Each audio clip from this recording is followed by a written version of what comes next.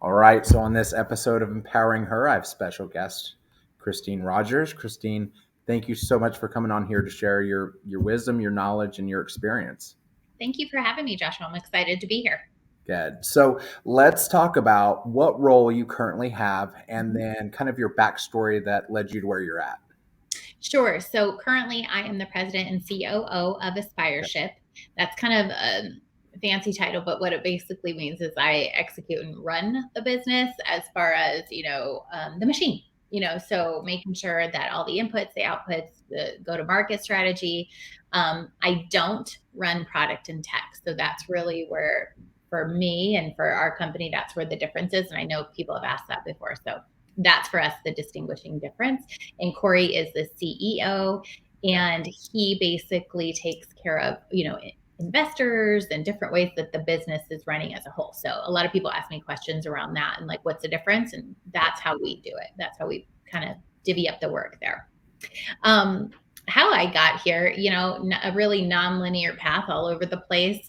But ultimately got really good. I'm kind of the subject matter expert in running sales organizations. And so when it came to, I've done that for quite a few years in this specific space, software and technology. And so when it came to figuring out, Corey and I had worked together in a previous business, how to do this and how to build this business, he wanted me to come in and help with that so that I was able to bring my expertise to the table. All right. And out of curiosity, can you talk about what Aspireship does and maybe how you realized that there was a need for this business? Sure. So as a sales leader for the last, call it 10 years, I've done both kind of enablement. I've also carried a quota as an individual contributor role myself. And then, have also led teams and always was having a difficult time finding salespeople to hire. And, we take, I would say, risk some people without experience, and sometimes they would be great and sometimes they wouldn't be, and more importantly, like they wouldn't be enthusiastic about it. So then hiring people with experience was also risky too. Could they do it in this work? Could they do it in this field? Would they like it? And so what we realized is those are not the most important things that have to do, what someone's done before Right. is less important than their competency. Can they do this work? And also, who are they as a person? So, what we started understanding is we can measure those things. We can help prepare people, see if they can learn, see if they can prove competency, and also get to know them a bit through the process and understand their character. And do they have what we believe it will take to be successful in this role? So that's how we came upon this idea about building this business, because we knew it was something that I've heard from every sales leader that they always have trouble finding people. And how many people do you guesstimate kind of have enrolled into your course? um, Thousands. I mean, so we've had, when you think about it, we're having, upwards of 1,000, probably close to 2,000 a month that come through the course. Okay. Now, a lot of them don't pass, others Mhm. self-select out.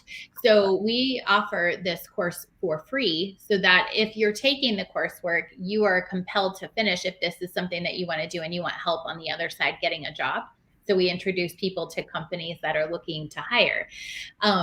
But a lot of people come through and are taking the coursework to learn and then realize that this is, some of them, it's just not for them as well. And so that's okay. We Yeah, want that. We want that. We want people to self-select out if it's not for them. I got you. So running a business is a whole like crazy animal in itself, and I feel like a lot of times when we see business owners, we see like the end result that are successful, and so we almost have like this, it's glamorous and wonderful, and everybody's like, oh, I'm gonna go start a business because when you have something successful, it looks easy on the outside. Sure. Let's talk about maybe some of the aspects that may not be so pretty, some of the stresses that you've had specifically around, maybe those sleepless nights and then things like that that come with starting a business. You know, the thing that I think is most important is the highs are high, the lows are low. Yeah. And so you can have an incredible month. We had a really great month last month. We had record highs, lots of placements, people good new partners, really seeing a lot of movement in in a very positive way. And, just this morning we walked in and had a candidate who had already accepted an offer with one of our partners decide, never mind, they're not going to take it. We also had a partner who was doing a lot of hiring with us say, okay, we're all full. We don't need any more people. So all of a sudden, very quickly things can shift and you're having to consistently keep that momentum moving, even when you have these dips. And in businesses that are fully technology enabled, so we have a technology component to our product, of course, because we built it. We have an incredible team. And Jason and Corey and Peter, they are building an amazing product behind the scenes, but also this is a people business, and people businesses are different. People can have a dream that they don't want to do this, all of a sudden wake up the next morning and say, I've changed my mind. Right. And that's a little different, from that perspective. So I would say it's not always glamorous.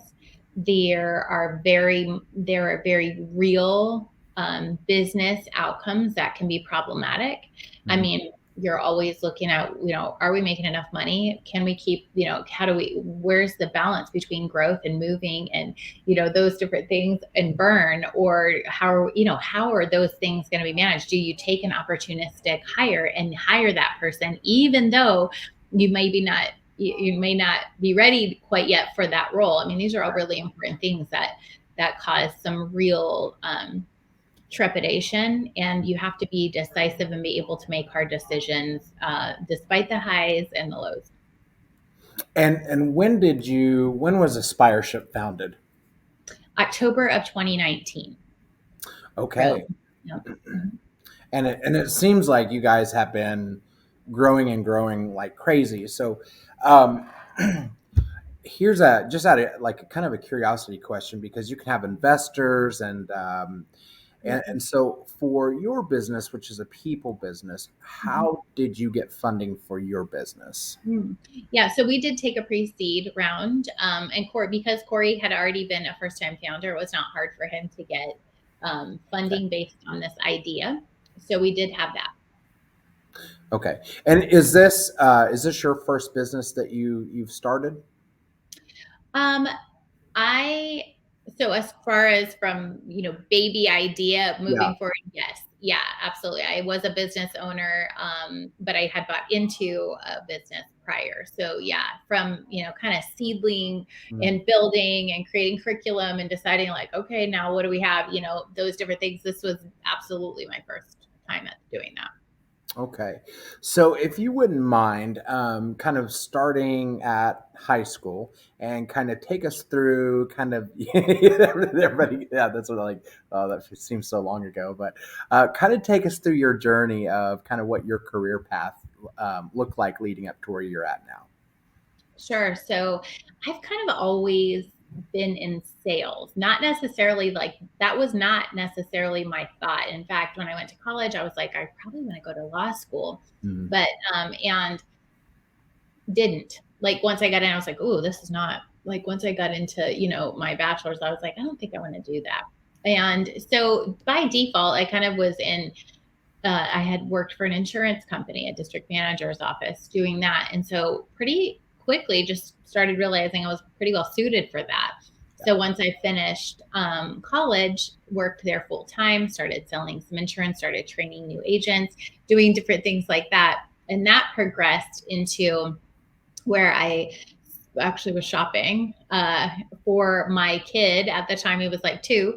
And I went into this baby furniture store, and I was like, have you ever looked at expanding or doing anything like that? So I bought into that business and learned a ton about entrepreneurship and small business, and had that for a few years. And then we had to actually close that because it was right when we had kind of that recession, right around the 2009-10 mark. And that was really, really painful. And I learned a lot through that about entrepreneurship and small business and all of those things. And then joined the software company that was really around empowering small business. So it worked very well for my background. I understood it from both an insurance background and also from having my own business. And that's when I got really started into that, technology selling space. So Okay. that moved into a couple of different roles at that company, then was hired at a different company as the VP of sales, and then did a 1 year at an executive recruiting firm, and then moved over to Aspireship. Okay. So let's um let's let's look at kind of like salary for sales in general. And Sure. for somebody that's watching this and they go, you know what, I think I could get into sales. And I think that entry level role is kind of like the SDR, BDR role. What kind of salary range might somebody expect stepping into that role? Mm-hmm. So I would say, I mean, it depends on the market, right? But I would say in general, 45 to 55 base. And then I would say up to 75 to 80 OTE, probably for an SDR BDR role. If you were going to be moving into a junior AE or a closing role, Hmm. it would probably be more of a 50-50 split is what I typically see, maybe a $50,000 base and a $60,000 base. And then, double that in OTE on target earnings. So if you're hitting 100% to goal, that's what you would probably be making. And then what would the next step look like after the SDR? And you kind of mentioned that closing role. Would that be the next step after that, after the SDR role? The interesting thing is, I think sales is one of those places where you can come in and you can really, once you learn, you can move around quite a bit. So I've had people that have started in those, first kind of SDR, BDR, or even, account executive roles, and then move into an account management role, which is all about expansion revenue and, retention and getting, additional revenue from those current clients when we have different offerings or different service offerings that we could possibly provide, different things like that. So there's that role. I've had people move into customer experience from an SDR BDR role. Okay. So they get in, they start selling, they're like, I don't love this, I can do this, but maybe I want to actually be on the other side to help people get implemented. Keeping a book of business, sometimes there's some different things there. Strategic accounts, so maybe bigger, where you're going into mid-market accounts, and mid-market you might have a higher dollar ARR, a recurring revenue.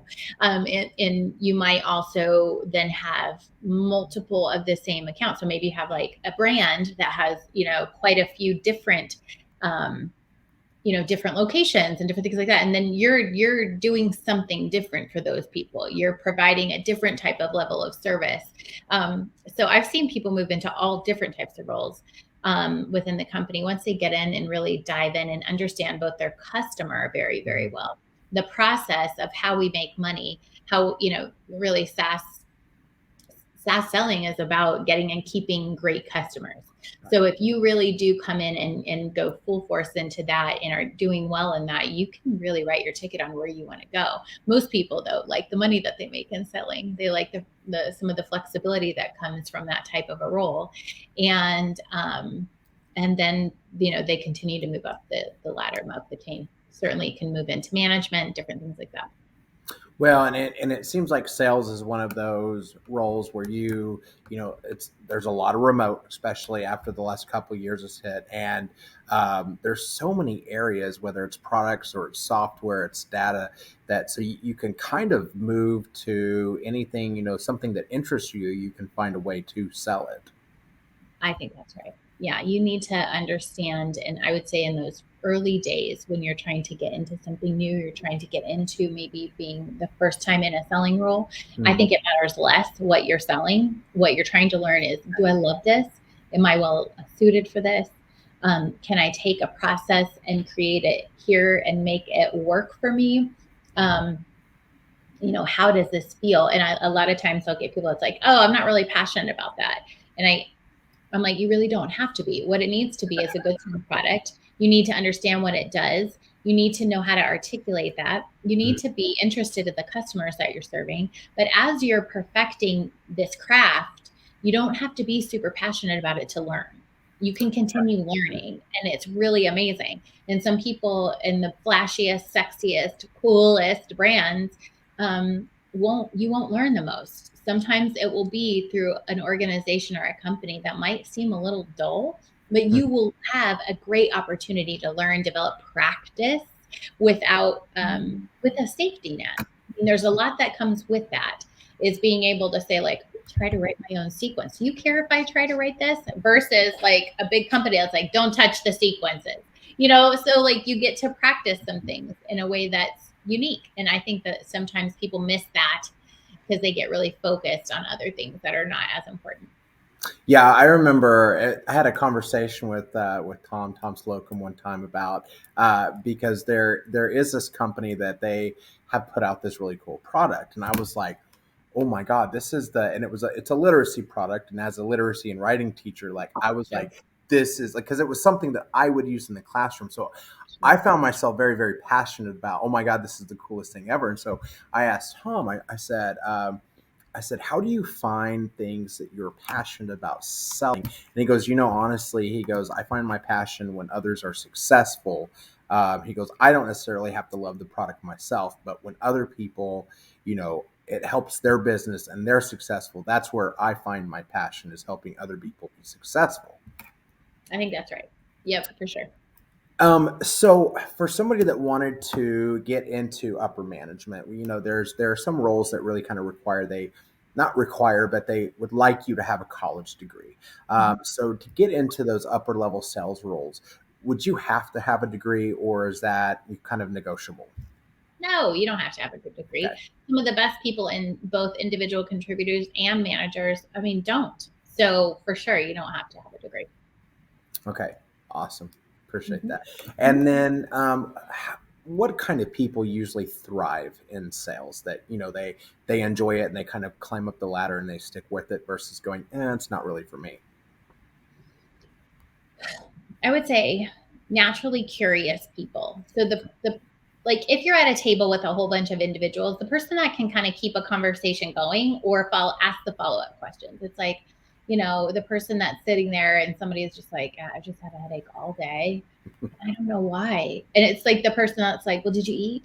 Well, did you, I mean, they're just like, well, what happened? Let's solve this problem. Like, she needs extra water, like whatever it is. Like, what do we need to do? Like, you can usually spot those individuals that are naturally like, when the breadcrumbs of conversation are not being picked up by anybody else, who's picking them up? Who's keeping it going? I tend to find, and that does not necessarily mean that's an extroverted person or, an introverted person or whatever. It's just somebody who like doesn't miss what's happening. Somebody that can read a room, someone that is paying attention to the things that are not being said. All of those things, better communicators. That's it.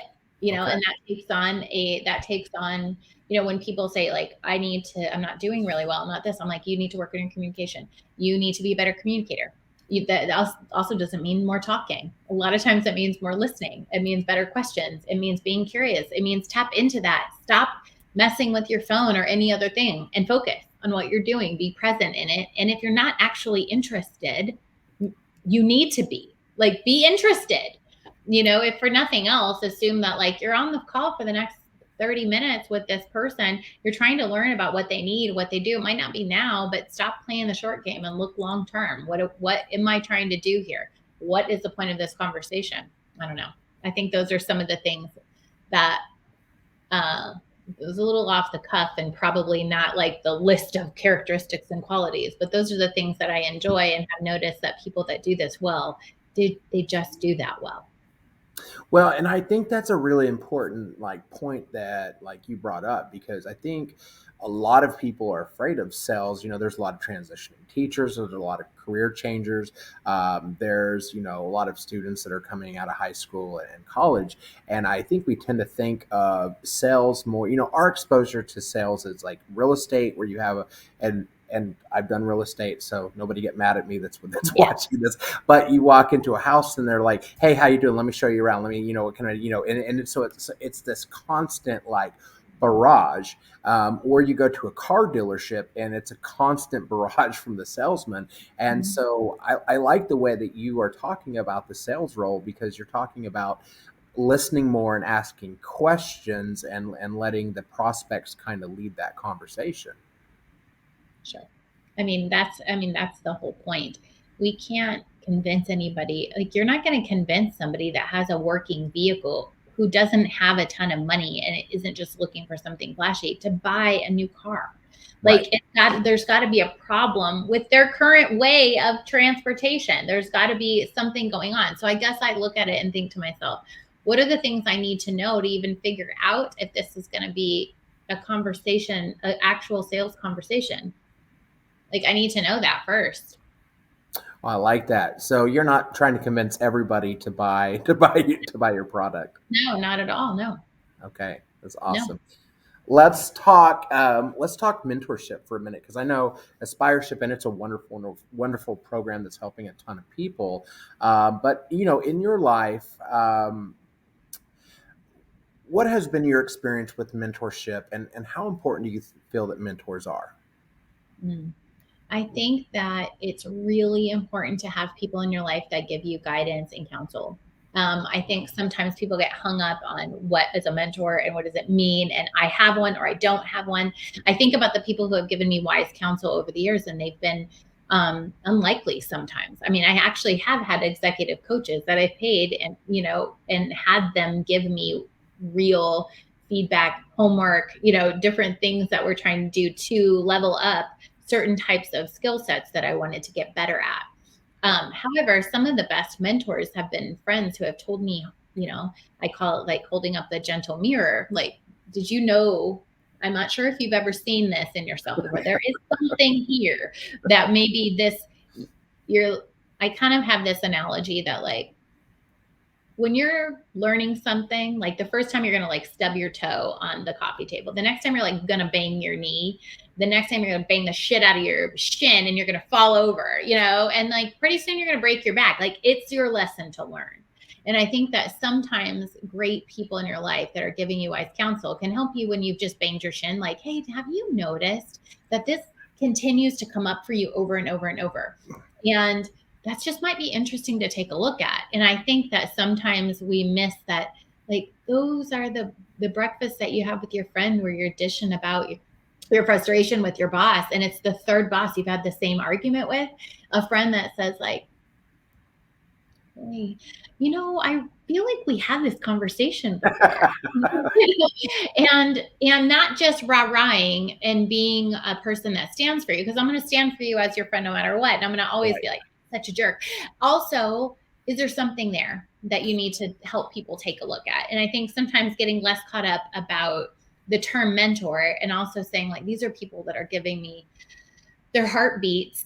We're sitting together, they're listening, they know me, and they're giving me wise counsel, and giving people the permission to do that, I think is huge. If you can say, like, this is something that keeps coming up for me. And if you notice that, I want you to tell me, like, because I'm trying to get better. I'm trying to do better. I don't want to have the same conversation and the same frustration in every job I'm in or in every relationship I'm in or, different bits and pieces that are these nuances of our lives. I think that sometimes we miss that those are just really meaningful conversations with people that love us. Reminds me of I have a family member who is um, on her sixth marriage, and she's like, I think I just keep marrying the wrong person, and I'm like, well, there's one thing in common with all of these, and she doesn't Yeah. like that, but that's okay. All right.